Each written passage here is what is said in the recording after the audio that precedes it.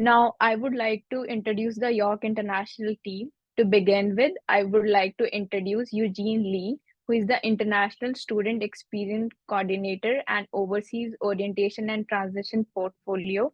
As I mentioned before, I'm Sarah and I'm a student coordinator at York International, and my colleagues Anika, who is a student lead, and Gagan, who is also a student coordinator at York International. We are all set to dive into the objective of today's session. By the end of this webinar, we hope that students will gain more knowledge about the housing options available for international students at York University, including housing applications, application process, and important deadlines, benefits of living on campus, and important deadline and as a first year student, benefits of living on campus, tenant rights in Ontario, and important consideration for off-campus housing, and lastly, housing options aside from on-campus residences. Now, I would quickly like to go over the agenda for today. First, we have the housing services who will be presenting, followed by the Community and Legal Aid Service Program, also known as Clasp. I will be sharing some off-campus housing resources after the presentation. Then we will have our question and answer session. Remember that you're welcome to use the Q&A feature on the top of your screen throughout the presentation and during the question and answer session. Lastly, we will be sharing some upcoming York International pre-arrival webinars. Now, I would like to introduce Taylor from the Housing Services. Thank you so much, Sarah. Hi, everyone. My name is Taylor. I work for Housing Services at the Kiel campus, and I'm happy to share with you today some insights on what housing looks like at York at both the Kiel and Glendon campuses. So what is residence? Essentially, residence is on-campus housing that provides, students a safe place to live close to classes, as well as options for meal plans so you don't have to cook for yourself. And there's also security on site, and we have different options for graduate and undergraduate students as well. So what are our room types? We're going to start with undergraduate residence. Our room types, we have two. We have traditional style and suite style. Traditional style rooms are standard kind of dorms that you would see in movies, in which you see a single or a double room, meaning one or two beds with shared common spaces. So your bedroom would have the bed, desk, and possibly a roommate's bed and desk as well. And then you'd have to leave that space to use the washroom in the center of the floor, and same with lounge areas. And so meal plans are required for this type of room. And then we have suite style. Also, we have single and double rooms available within a suite. And then you share washrooms with only those living in your suite. So that could be 2 to 12 people. This is a usually preferred choice for upper year students, as there is a kitchen, so students can cook for themselves. And they are also in charge of cleaning those spaces themselves. In traditional style, you're sharing the washrooms with the entire floor, probably about 25 people. And cleaning is provided of those spaces. Of course, your bedroom is always your private space and is not cleaned by our staff. So in our room styles, this is what they might look like. So a traditional single room would be on the left. You have your bed, your desk, your chair, etc. And then a double would be on your right, in which you have 2 beds, etc. And similarly, in a suite style, you have a single on the left and a double on the right. The bedrooms themselves look quite similar in how they are set up. So in each bedroom, you have a single bed, lamp, desk, chair, dresser, closet, and garbage bin. So at our Kiel residences, for our traditional style residences, as I mentioned before, we have single and double rooms, common shared communal washrooms. Meal plan is required for these spaces. There's common rooms for large gatherings of students for events and hanging out, playing video games, etc. And they're generally mixed gender with some single gender floors. And we like to make sure that students are aware that a single gender floor is a floor within a building. Let's say the 5th floor is all female. Other folks from other floors can still access that space. People can still have guests of a different gender, etc. So it's not a separate space security wise, but it is only, let's say, female identifying folks that would live on that floor. So the buildings that have traditional style rooms are Founders, Tatum, Vanier, Winters, Stong, and Bethune. Please note that Winters, Tatum, and Vanier have common shared single stall room options. So instead of a communal washroom with 3 sinks, 3 toilets, and 3 showers, those buildings have options of a single stall washroom in which there's a door that you can lock, and there's a a sink, a toilet, and a shower within an enclosed space. And also note that Founders and Winters do not have elevator access. This is the traditional style floor plan. So as we talked about earlier, we have double rooms and single rooms on the outside of the room with washrooms on the inside, and then generally common rooms on each floor or every other floor, depending on the building. Suite style residences. So again, single and double rooms in 2 to 12 person suites. These are semi-private bathrooms, and they're shared only with the person in those suites. In our 2-person suites, we have 1 washroom shared. In our 12-person suites, there is like a communal washroom. In 6-person suites, there's 2 washrooms for those 6 people to share.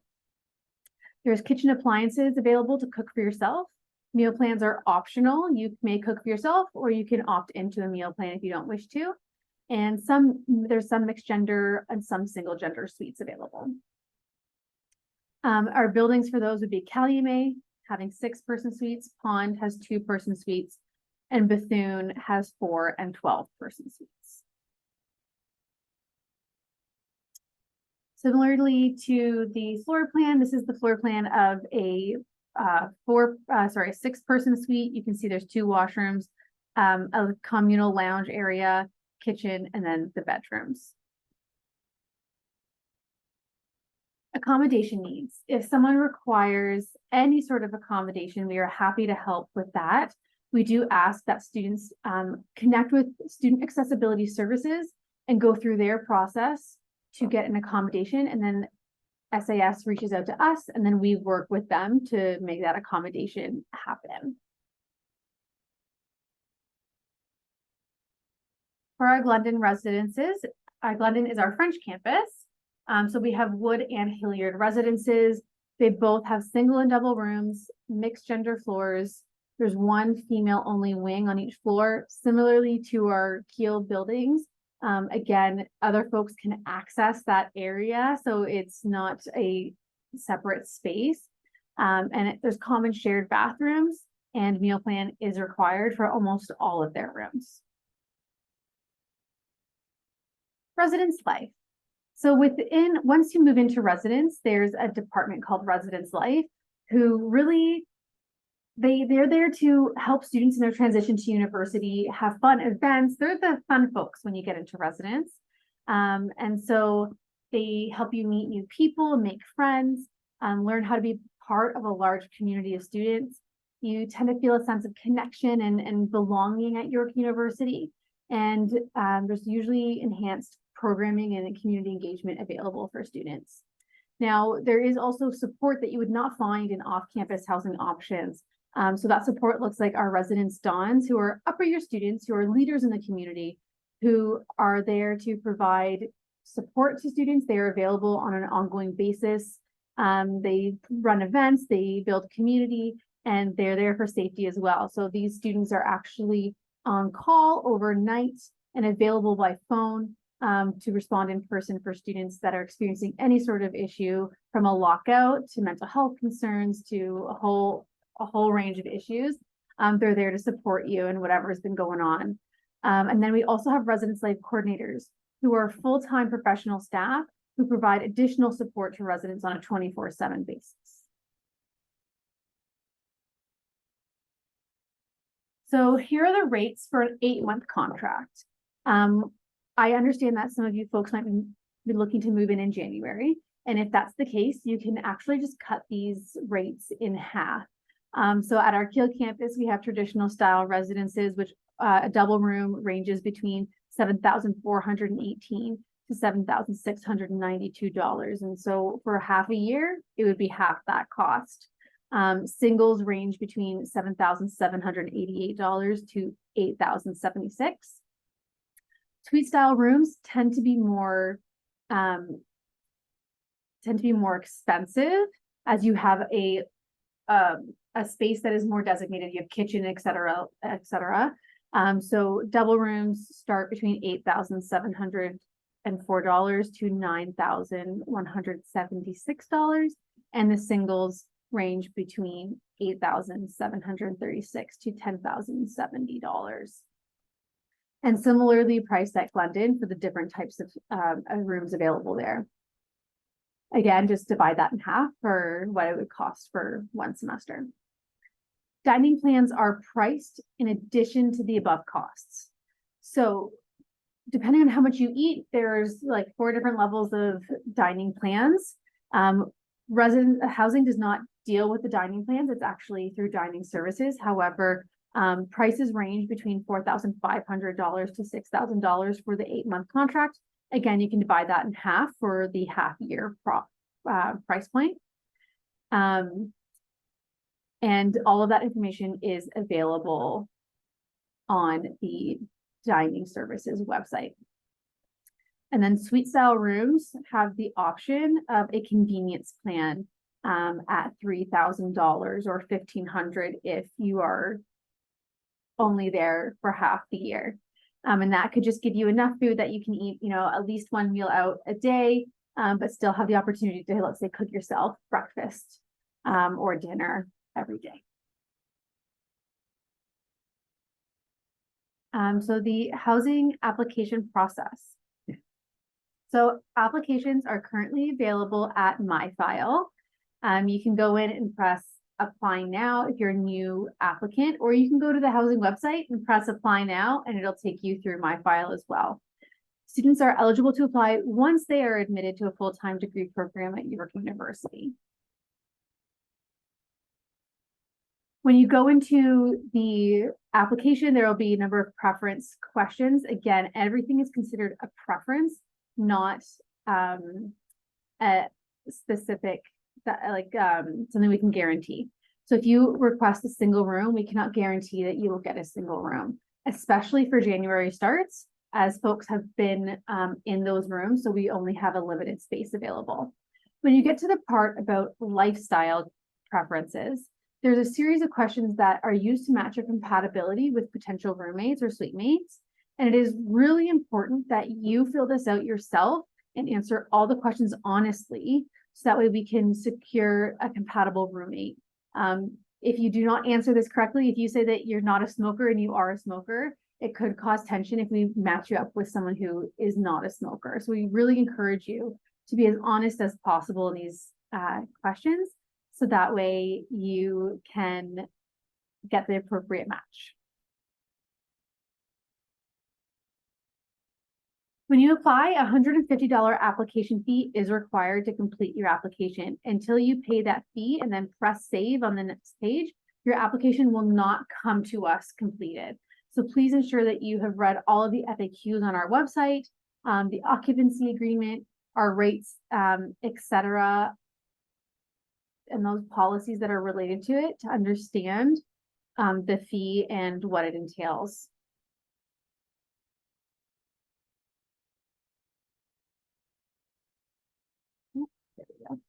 Upon accepting a housing offer, after you apply, you may receive a housing offer. You'll be asked to pay a $750 deposit. This is a non-refundable deposit, and it's to keep a hold of your room. Residences are closed for the winter holidays if you plan to apply prior to the holidays. you'd have to pay extra to stay over the holidays. And if you wish to cancel an application or an accepted offer, please visit our forms website to submit a cancellation form. And all of the refund policies are available in the occupancy agreement for that. So York Apartments is for graduate students specifically, or undergraduate students that have children. So these are apartment style residences reserved for graduate and law students and students with families. They are self-contained apartments, so it's just you and your family that live there, or just you. It's a mix of furnished and unfurnished options. We have a bachelor apartments, 1 bedroom and 2 bedrooms available. Of course, because 2 bedrooms are meant for students with family, like spouses and children, they do tend to be on a higher wait list, and the priority is given to students with families. These policies follow the Ontario Residential Tenancies Act, and applications are open and accepted throughout the year. So if you plan to arrive in January, and you are a graduate student, we suggest that you apply as soon as possible, as we do have a lengthy wait list at this time. York Apartments cost, we have no application fee. There is a monthly rate, which ranges between $1,096 to $1,979. Rates are monthly and include heat, hydro, and water, as well as internet. Telephone, TV, parking, and laundry are extra. Laundry you actually can pay for with your U card. And then these rates are effective as of May 2023. They will be going up in January of 2024. So if you have any questions about housing, feel free to put them in the chat. I would be happy to go over some of the ones that have come up. And then also you can contact us at any time. So I do see that someone here wrote, what's the fee range for suite style rooms? We did go over that. And then also you can go to our rates page on our website, and they will have all of the fees posted there as well. Are there any off-campus housing options? I do believe there is part of the presentation that's after this that we might go over that. For my department, we only have on-campus housing options.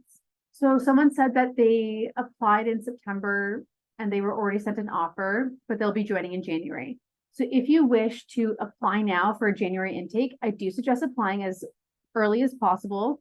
Please do follow up with an email to undergradres@yorku.ca saying that you wish to defer your application to January, or else you will get an offer for immediate occupancy. We have to manually defer your application to January. So please do email us once you submit that application.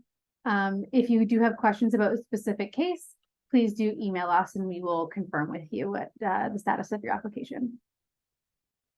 Do not have to apply again. We just defer it for you. I've heard that there's quad residents. Do you by any chance know what's the rent for quad?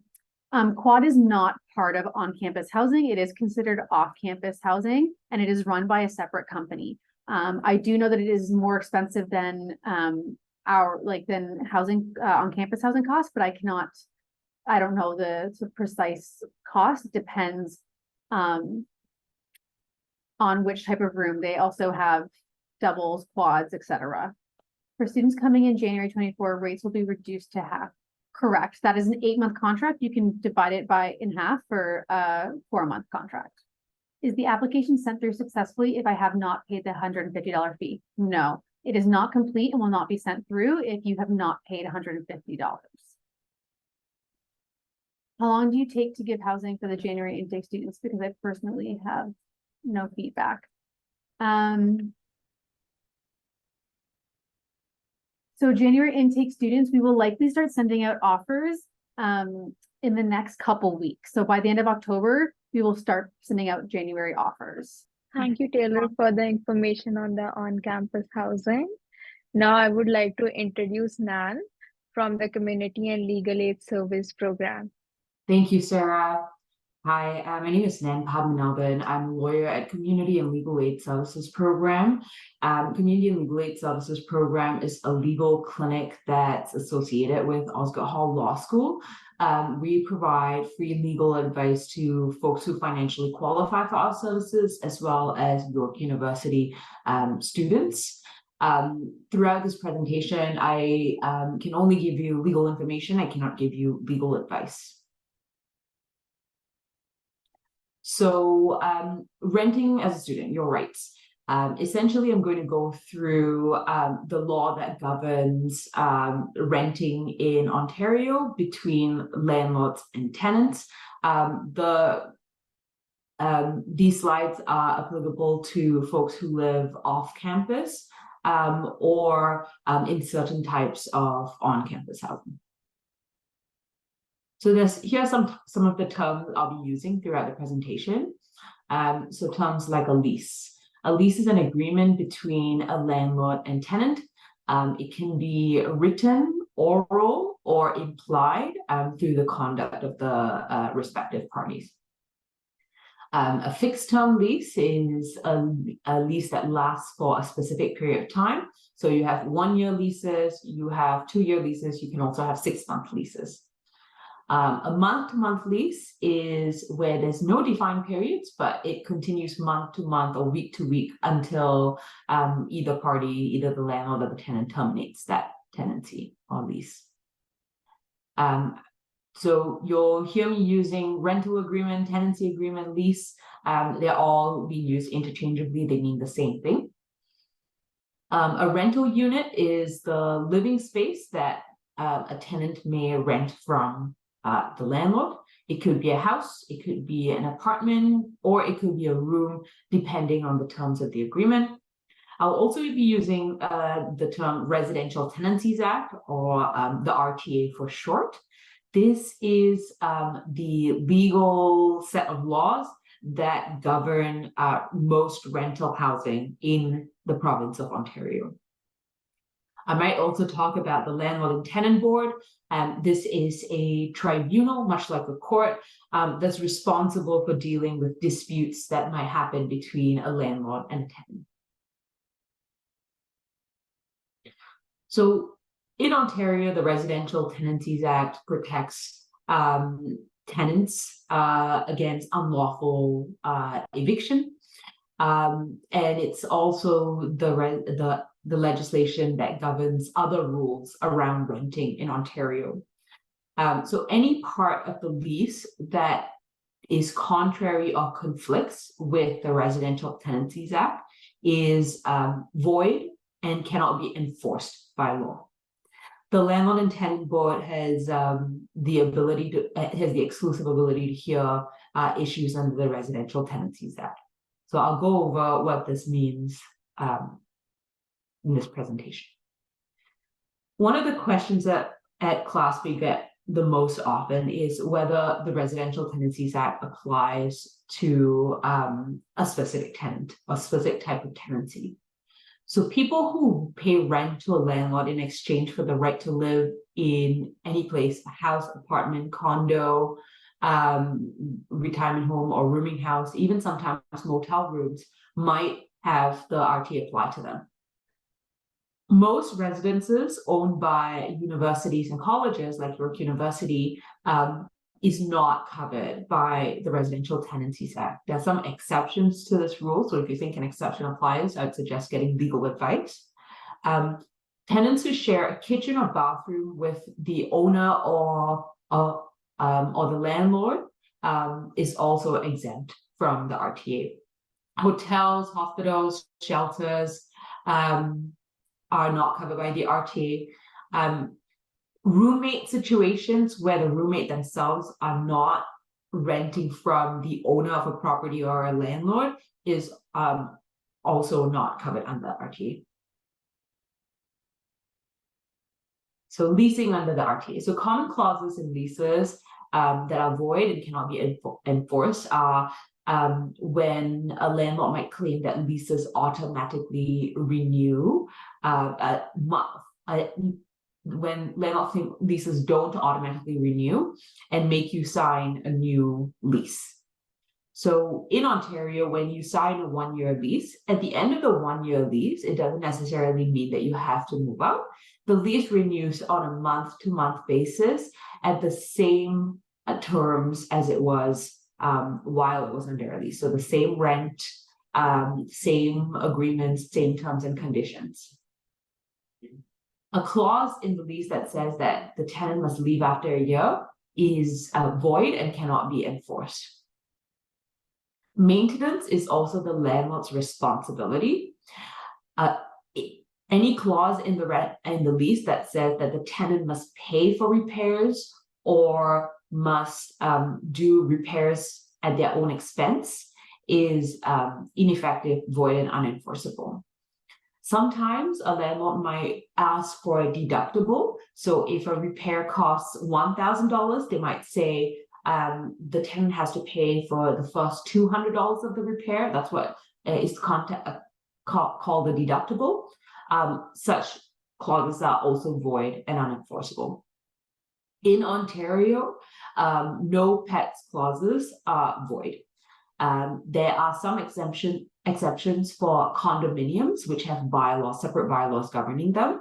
But if you're renting for the most part from a landlord that's not a condominium owner, a lease clause that says that you can't own pets or you can't have pets is not enforceable. In Ontario, a landlord cannot limit payment options. This means that any clause in the lease that says you must prepay by check or direct deposit cannot be enforced. A landlord can require a tenant or prospective tenant to do a credit check before accepting the tenant's application to rent. The landlord must obtain written consent from the tenant before performing a credit check. So what rights do students have when looking for an apartment? So this is before you become a tenant, but you're looking for off-campus housing. So prospective landlords can ask personal questions like where's your current residence, what's your rental history. They can check for references. They can ask you how much money you make. They can also request a credit report. So there's a wide range of things a landlord can ask you prior to renting to you.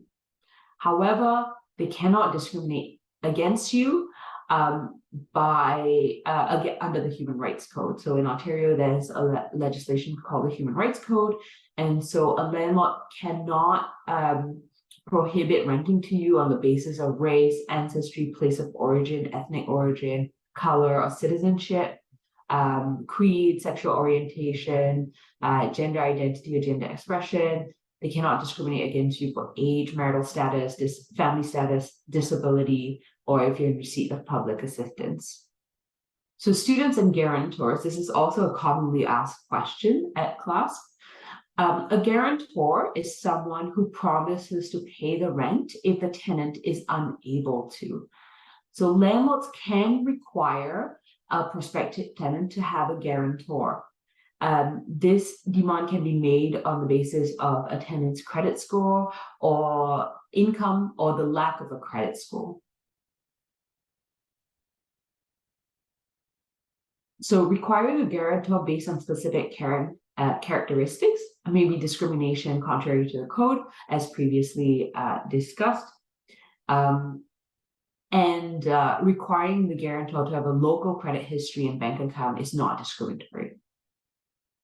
Once a lease is signed, the landlord and tenant have a relationship under the Residential Tenancies Act. However, the guarantor has a contractual relationship with the landlord to pay rent if the tenant is unable to pay. This relationship is contractual and not covered by the RTA. Any claims against the guarantor must be made through small claims court or the court, not the landlord and tenant board.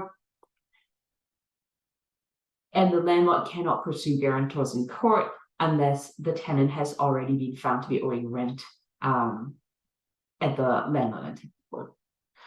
So here we have a question asking if you can change rooms if you're uncomfortable. That really depends on what type of tenancy agreement you have. If you and a roommate are joint tenants in a rental unit, so you and your roommate are both on the lease, you can switch rooms based on agreement with your roommate. You don't need to ask the landlord for permission. However, if you're renting for a specific room from a landlord, the landlord needs to agree to the room change. And that room change would be a new lease agreement. Okay, so looking over your lease agreement, so on the right here is what is called a standard form lease. In Ontario, there is a standard form lease, and it outlines some of the rights and responsibilities that landlords and tenants have. And this is the lease that landlords are supposed to use in signing a lease with you. This is the proper form. Even if there is no written lease or no standard lease formed, if you move into an apartment and if you're paying rent for that place, a tenancy agreement might still be found to exist. Generally, it is to your advantage to have the lease in writing, and particularly to have the lease in a standard form lease. If your lease is not a standard form lease, even after you start your tenancy and you move in, you can ask for a standard form lease. And if the landlord doesn't provide you with one, you can leave the tenancy with notice. So get legal advice if you find yourself in that situation. In addition to the standard form lease, landlords and tenants can agree to additional terms as long as they don't violate the RTA. If there are terms that you require in the lease, like a parking agreement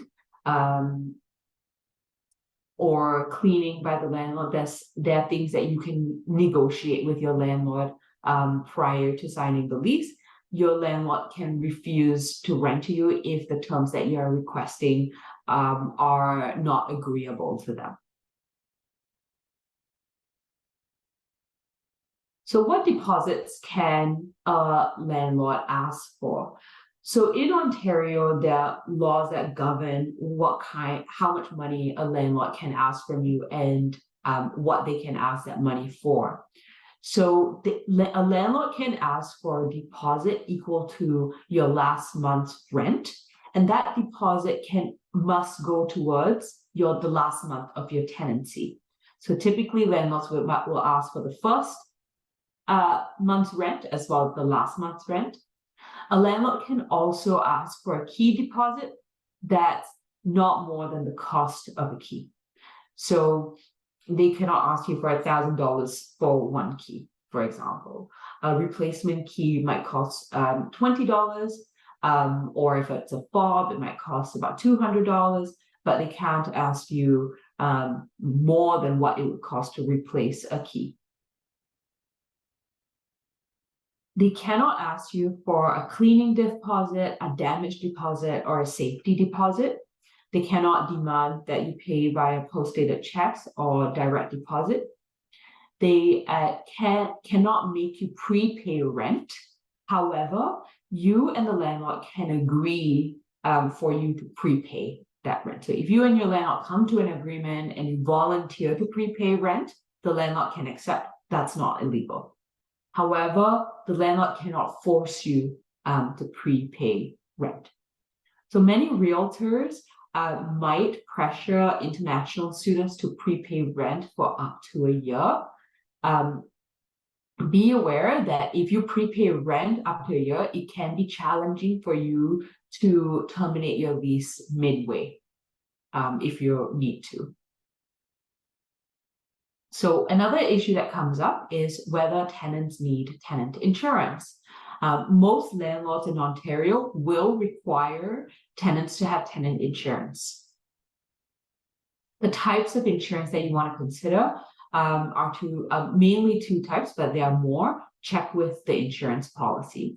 The two types are liability insurance. So if there's damage to other units that might be caused from your unit. And then there's personal belongings unit. If there is a flood or a fire in the unit, and you lose your personal belongings, you will want your belongings to be covered. If you don't have tenant insurance, that doesn't invalidate any of the terms of your lease, and it doesn't mean that the landlord doesn't have to repair your unit or do the obligations necessary under the RTA. So other rights that you have as a tenant is you have something called security of tenure in Ontario. That means that you have a legal right to stay in your lease until that tenancy comes to an end, either because you want to end the tenancy or you and the landlord have come to an agreement, or the landlord has gone through the landlord tenant board process to terminate your lease. You have a right to go month to month after the end of your lease agreement. And if the building that you live in is built before September 2018, there's also rent control in Ontario. This means that after the first year of your tenancy, if you continue to live there, the landlord can only raise the rent by a percentage that's set by the government. Buildings that are built after September 2018 are not rent controlled in Ontario at this time. You can use the unit for all ordinary purposes. So for example, you can have guests, you can play music at ordinary volumes, you may cook meals in your unit without any restrictions from the landlord. You also have a right to privacy. So a landlord is not able to simply enter your unit without notice unless it's for an emergency. You also have the right for the landlord to maintain your unit in a good state of repair. If there are any pest issues, you have a right to ask the landlord to repair that problem or remedy that problem, and the landlord should do that. So your landlord's rights. Your landlord will also have rights. Your landlord has a right to receive rent on time. They can collect a last month's rent deposit. They are limited to increase rent once every 12 months and no sooner. They can increase rent by however much they want between tenancies. They can enter the unit for specific reasons if they give notice or if it's an emergency. They can refuse to allow you to sublet or assign your rental unit for a reasonable cause. They can also serve you a notice of termination. They can ask you to end your lease for their own use as well as for major renovations. Other rights that you have as a tenant is that you have to pay your rent on time and pay a deposit if it's required. You have to maintain ordinary cleanliness around your apartment. You cannot cause damage willfully or negligently. You shouldn't bother or harass other tenants or other people living in the apartment building. No illegal acts or threats to anybody else's safety. And also generally that you should not be interfering with the reasonable enjoyment of the landlord or other tenants. So this could include not smoking within your unit. This could include noise, unreasonable levels of noise. Your landlord is required to maintain property taxes in the unit. They have to comply with housing standards, keep it in a good state of repair. They have to give you notice 24 hours in writing if they need to enter your unit for a reason that's not an emergency. They shouldn't be interfering with you either. They cannot lock you out or threaten to lock you out of your apartment. They cannot discriminate against you, and they cannot retaliate against you for asserting your rights under the Residential Tenancies Act. So can your landlord enter your apartment? So as I just stated, your landlord must give you a minimum of 24 hours notice in writing. They have to tell you a specific a time of entry between 8 a.m. and 8 p.m. So they cannot be coming to your apartment at 11 o'clock at night. And they have to specify a reason. So if they need to do a repair replacement or do an insurance appraisal or inspect the unit, they have to specify a reason for that entry. Another legal reason they can enter is if there's an emergency, if there's a leak or a fire and they can't wait 24 hours, or if you consent to the landlord's entry at the time that they need to enter. Any other entries are unlawful and against the Residential Tenancies Act. So international students and housing rights. International students have the same rights under the Residential Tenancies Act as a Canadian or a permanent resident in Canada. And being an international student does not affect your rights under the Residential Tenancies Act. However, if you file a complaint with the Landlord Tenant Board or the Human Rights Tribunal, they take a very long time. And so sometimes the proceedings might be prolonged such that you're no longer in the country by the time your complaint is heard. So suing your landlord or asserting your rights under that Residential Tenancies Act does not impact your immigration status. A landlord cannot threaten to affect your immigration status or report you if you try to enforce your rights under the Residential Tenancies Act.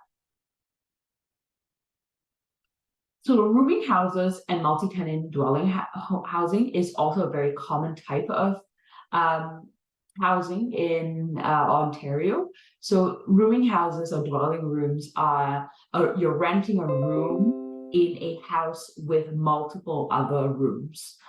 So where you might be sharing a kitchen or a bathroom with other tenants on the property. So they're not self-contained living accommodations or rental units. So the question is, does the Residential Tenancies Act apply to rooming houses? So even if you're renting a room in a house, as long as you don't share a kitchen or bathroom with the owner of the property or the landlord of the property or the owner's close family members, the Residential Tenancies Act usually applies. When in doubt, ask for legal advice. So there are, as I mentioned, there are rent increase guidelines in Ontario. So a landlord cannot raise the rent in Ontario for units built before 2018 more than once in a 12-month period. So they can only increase the rent at a minimum of once every 12 months. And if the unit is built before 2018, there's specific guidelines that are set by the Ontario government about how much that increase can be. So, for example, in 2023, the Ontario government set a limit of 2.5% increase. And in 2024, it's going to stay at 2.5%.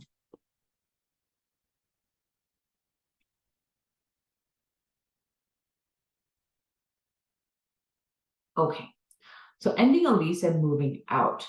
So if you want to move out after the lease has ended and you're going from month to month, you have to give notice to your landlord of 60 days. So usually it's 60 days notice on a specific form, an N9 form.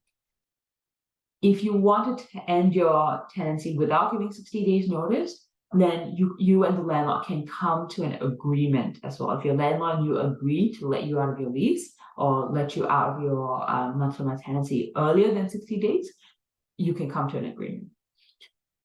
You can ask to sublet or assign your lease, and you can also, the last option is if the landlord does not give their agreement, you can serve notice and ask that the landlord find another replacement tenant as quickly as possible to minimize their losses. So this is the form that you would give if you need to terminate the tenancy. If you do not give 60 days notice, or you don't give a proper notice to leave, you might be responsible for more rent than you expect. So this is the N9 form, and you have to give 60 days notice of a month-to-month tenancy. If you're in a fixed-term tenancy, you must give 60 days notice, and the last day of your tenancy must be at the end of your 1-year lease. So this is the agreement to end your tenancy form. So this is an N11 form. So you and the landlord can agree to end your tenancy on whatever day that you like, but the landlord cannot force you to sign an N11. It has to be a true agreement. Once you sign an N11, you cannot change your mind unless the landlord agrees. So be certain that you want to move before signing an N11, and ensure that you have another place lined up or that's available to you before you sign an N11. Okay, here are some additional resources for your reading. This website called Steps to Justice is very helpful. It makes everything that I just delivered to you, it repeats what I've delivered to you in a very easy to understand form. The Community Legal Education Ontario website is also very helpful. It's very digestible information about your rights in Ontario as renters. And of course, if you need legal information or legal advice, you can contact our office, Community and Legal Aid Services Program, at this telephone number to apply for our services and apply for legal advice.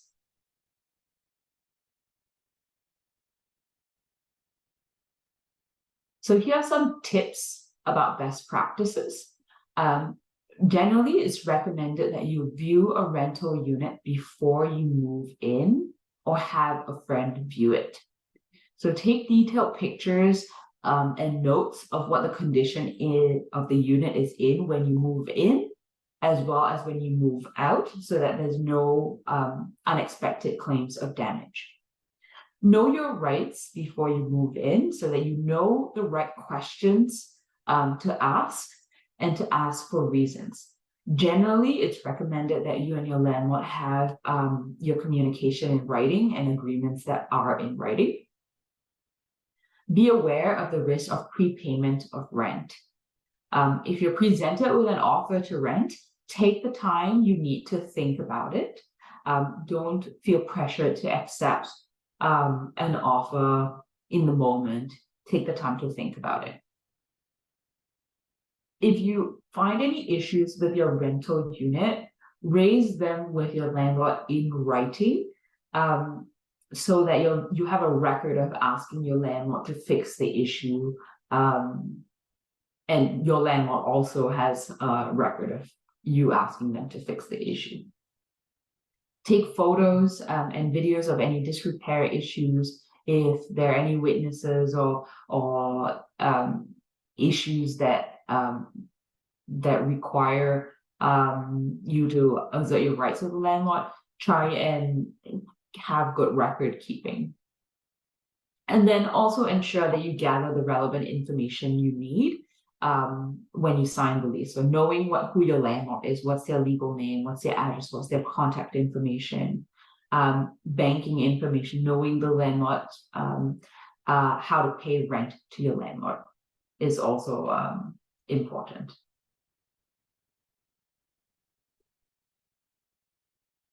Okay, so how to access Clasp services. So you can call our office during these hours, Monday, Wednesday, and Thursday between 9:30 and 4:30 p.m. at the telephone number that was displayed before. We would do an initial screening when you call us to get some of your basic information. Then within 3 business days, an agent, a Clasp caseworker will contact you to conduct an intake interview. The caseworkers are supervised by a lawyer in the admin law division, that's me. And after receiving relevant documentation, we'll conduct an application review with me to see whether we can offer any information or advice. And then within 10 days of receiving all documentation, we'll provide a response to your application. So that comes to the end of my presentation. I don't see open questions in the chat right now, so I'm going to just turn it over to the next presenter. Thank you, Nan, for all the important information on tenant rights and renting in Ontario. Now, I would like to go over some off-campus housing resources. Please note that York International does not mean to promote any of these website links and applications. As I share some off-campus housing resources, I would like the students to use the Q&A feature to keep asking their questions to Taylor and Nan.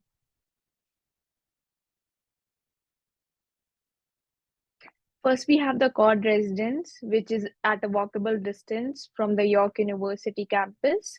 Village is another great, good off-campus accommodation option, which is very affordable and also at a walkable distance from York. Another great housing resource is the Pond residence, which is a private residence. It is situated on the land of York University and consists of suite-style rooms with 2 people living in a unit. Here are some short-term rental options. Short-term rental options offer flexible lease terms, which is very beneficial for students to get a temporary housing accommodation before they decide on their long-term rental options. Some great websites for such short-term rental options are Airbnb, Amber, and placesforstudents.com. These websites provide very affordable and location-specific housing resources. Moving on to the long-term rental options. Long-term rental options offer a minimum 1 year or more depending on the landlord. A website like Rentola, condos.ca, and Remax provide not only great housing options all around Toronto area, but also compare different prices so that students can choose accordingly. Websites given in this slide, which are Realtor and Zolo, helps you to connect with registered realtors or real estate agents who can help you navigate some great housing options. Applications like Kijiji and Facebook Marketplace are also great housing resources. They offer both short-term and long-term rental options, and you can find different types of rental option according to your preferences. All the links we talked about in the previous slides will be shared with the students in form of a resource guide on the pre-arrival webinar website after this webinar. Thank you to Taylor and Nan again for the great presentation. We hope the students had the opportunity to learn about different types of accommodation available here around the campus and off campus too. Please use the Q&A feature to type in your questions.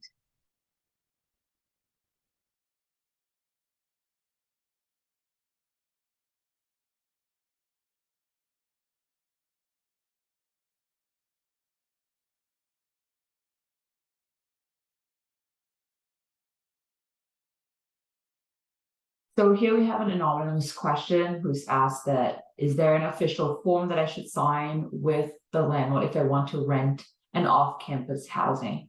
So as I mentioned, off-campus housing is typically governed by the Residential Tenancies Act if you're renting directly from the landlord. And so the official form would be the lease agreement, and it typically in Ontario, a landlord is required to sign a standard form lease agreement with you. Although if you don't sign a lease agreement, there can be an implied or oral tenancy that's formed. Thank you everyone for attending today's webinar. I would like to share some upcoming webinars. Our next pre-arrival webinar is on 18th October, which is called Building Your Timetable. In this webinar, students will be provided information which is required for the course enrollment. It will also provide students a chance to meet with the faculty support and learn about some course material and enrollment tools. Another great pre-arrival webinar we have is on 25th of October, which is called Look Ahead at Your First Year at York. This webinar will provide students information they need to know about their first year at York. It helps students to know what to expect from their first year to feel more prepared. And lastly, we also have another exciting online event coming from the student engagement team, which is called the YI Meetup.